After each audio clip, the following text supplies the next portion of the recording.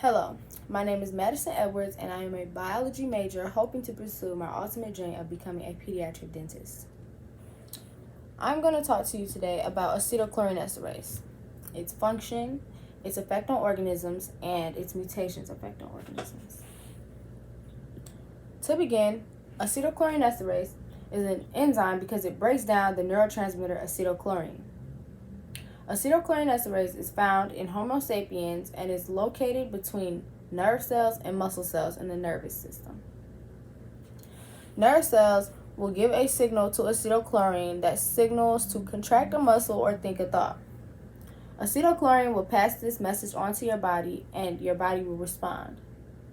After acetylcholine has done its job, the enzyme acetylcholinesterase will break it down through the process of hydrolysis.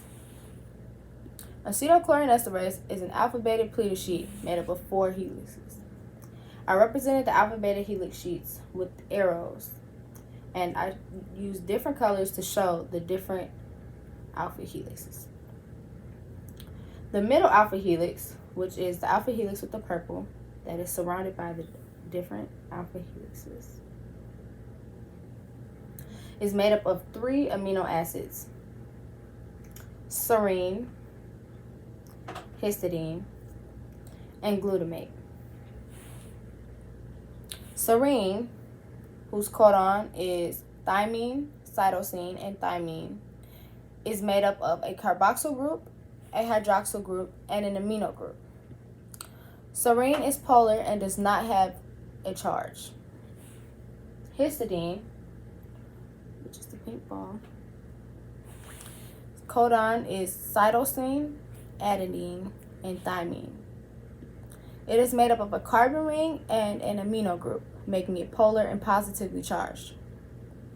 Glutamate, which is the purple ball right here, whose codon is cytosine, adenine, and adenine, is polar and negatively charged as well because of its 2 carbonyl groups and amino group. Glutamate is larger than serine and histidine, but they are all relatively small compared to other amino acids. Since serine and histidine are negatively charged and hydrophilic, meaning they interact with water, they can form hydrogen bonds. Since glutamate is polar and positively charged, it can form ionic bonds. With that being said, acetylcholine's main function is when serine and acetylchlorine will attach to each other.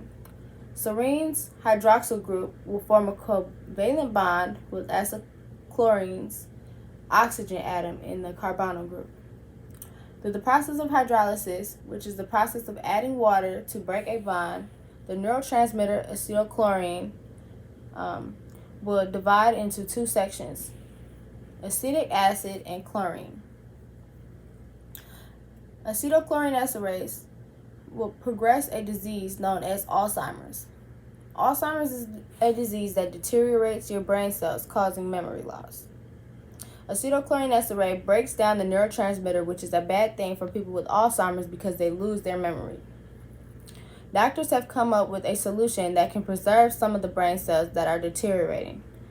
This is the mutation of acetylcholinesterase. The mutation occurs when snake venom is injected into an organism. The venom will attack the active site, causing a methylphosphate group, which is this pink or yellow ball, to attach onto serine, the amino acid. Since serine is polar and attaches to acetylchlorine, forming a covalent bond, once this methylphosphate group attaches onto serine, it will no longer be able to form that bond with acetylchlorine, causing the signal to continue to keep going on and on. This will affect the way an organism responds to thoughts because it will constantly think the same thing. But it also helps patients who have Alzheimer's because they will be able to think more and more instead of their memory deteriorating. Limitations that occurred throughout the building of this model were the fact that my model doesn't show the exact lengths of an alpha helix, only a portion. Another limitation is with the different types of amino acids, you can get confused very quickly on which ones are which. Lastly, another limitation was that you can't clearly see the active site in the middle because my model is not accurate.